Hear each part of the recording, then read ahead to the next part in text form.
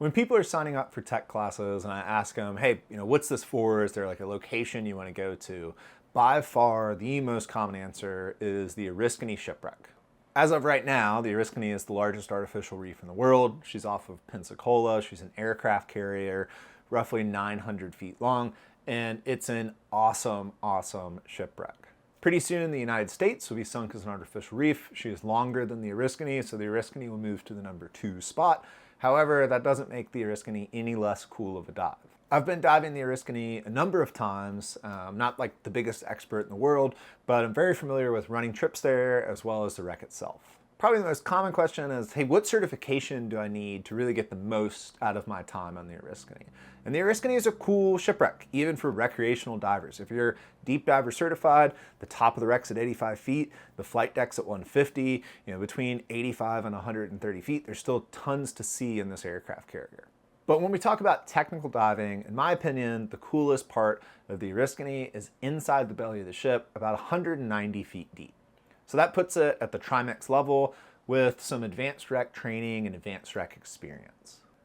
I say advanced wreck specifically, cave divers have overhead training. There's some equipment and navigation considerations that make wreck diving different than cave diving. So it's not a good place to go apply your cave skills, especially fresh out of a class. You want to have some wreck diving experience before going into some of these more advanced penetration areas on the Oriskany.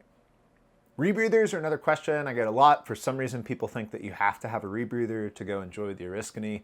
That's not true at all. I've dove the Oriskany on open circuit. My last trip there, I was on my rebreather and my dive buddy was on open circuit. We still got to see lots of cool stuff. The trip was totally worth it. And yeah, our bottom time was slightly shorter than the cats that were on rebreathers only, but it wasn't a significant difference and we still had a great time. Yeah, the open circuit gas bill was pretty significant compared to the closed circuit gas bill, but if you're going there every week, a rebreather makes more sense. If you're going to check it out once or twice a year, then the open circuit gas bill pales in comparison to the cost of a rebreather, all the extra training, all the experience before you get to go enjoy the wreck. Another thing that we need to think about with the Oriskany that surprises some people, depending on where you're coming from, is the logistics. Now, there's a lot of awesome boat operators and dive shops in Pensacola, but when we're comparing tech diving from like Pompano, Florida to Pensacola, there's a big difference. Shops don't necessarily have Trimix banked. Fills may take a day. Boosters aren't as readily available. We've got long boat rides out to the dive site. And by long, I mean like over 1 hour. And we also have a lot of weather to contend with. If you're coming from somewhere like North Carolina, you're used to longer boat rides, charters aren't cheap, and you've got a lot of weather to contend with, so those things won't be as surprising. The big takeaway is you've got to be pretty self-sufficient when you're going to dive someplace like the Oriskany.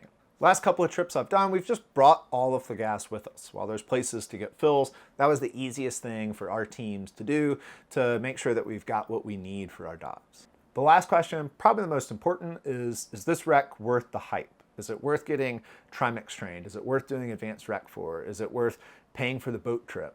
And the answer is unequivocally yes. This shipwreck is so cool. Inside, there's all kinds of gadgets and rooms and tons of stuff to see. Outside, you've got all kinds of critters and typically some big fish like sharks and amberjacks cruising around. The wreck is really, really cool. Definitely worth going there. When you think about a shipwreck that's essentially 900 feet long, even if we have 100 foot of viz, we're still seeing a fraction of the shipwreck. Swimming into the hangar deck is like a giant metal cavern with fish inside of it, and cables hanging down and light coming through the top. It is so cool. It's worth the trip out there, and you shouldn't sit back and wait until you've got all these certification cards to go check it out. It's worth it at the recreational level just to go check out the conning tower. And then once we've got good technical diving experience, especially good wreck penetration experience at the Trimix level, then you can go see some of the innards that are awesome to look at. Hopefully that helps answer some questions if you're thinking about running a trip to the Oriskany. If you've got questions, feel free to holler at me, and thank you for watching.